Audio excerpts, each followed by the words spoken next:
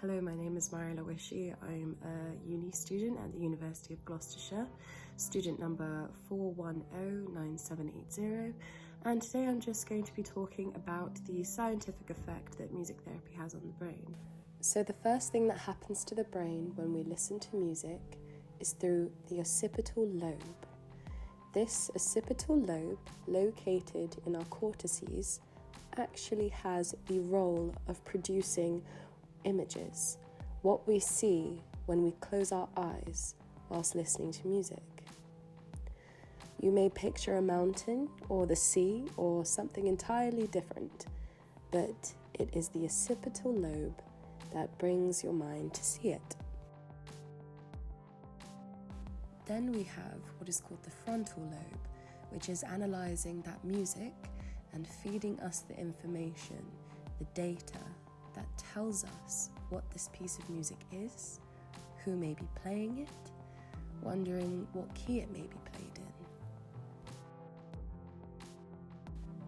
in. And then when it comes to engaging with being able to perform that music, the parietal lobe is there to give us the senses of our hands on the strings, keys, or pedals.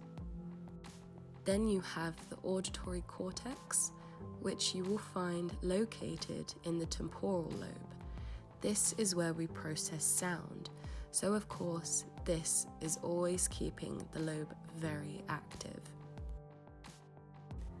But then beneath the cortex is what's called the limbic system, which is the seed of our emotions, our memories, and the automatic reactions that we have that help us to breathe and to pace our heart.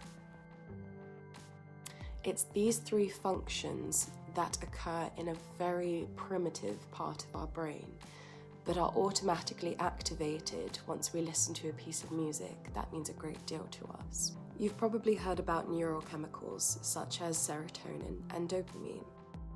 These are feel-good, pleasure chemicals that are released when we listen to music that we love or have a great emotional liking to. Research has found that the pleasure centers, the reward centers of the brain, are activated when we engage in music, whether it's listening, singing, playing, or composing it, even talking about it. When we listen to music, the autonomic nervous system is regulating our internal organs and helping us to survive. Then we have the parasympathetic nervous system, which is a part of this autonomic nervous system that deeply relaxes us, allows us to recover, recuperate. It allows us to rest. And if you've ever listened to a piece of music that is comforting and familiar and associated with wonderful places and great people, you know that the parasympathetic system is being active while you listen, relax, and enjoy. On one hand, the parasympathetic relaxing us, and the other, the sympathetic system. That's the part that deals with the fight, flight, or freeze response. And that is our mechanism for dealing with stress.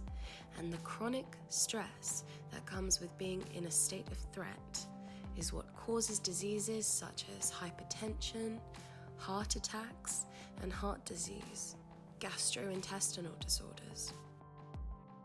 But music can not only relax us, it is able to bring us to a state of homeostasis. When we are engaged with music, pain signals are not as strong. They come up through the source of that pain, that insult to the body, and they are processed in the brain. But if the brain, meanwhile, is experiencing playing or listening to music, these things inhibit the pain signals. They inhibit this pain signal on its way down to offer a physical response to it. This way, music actually diffuses pain. So you see, through the whole brain and the integration of our minds and our spirit, we are able to keep ourselves healthy. Now, music, of course, is never going to cure disease or repair damaged tissue, but it can help us to deal with whatever pain or stress that we have in our lives, and that can ultimately make us healthier.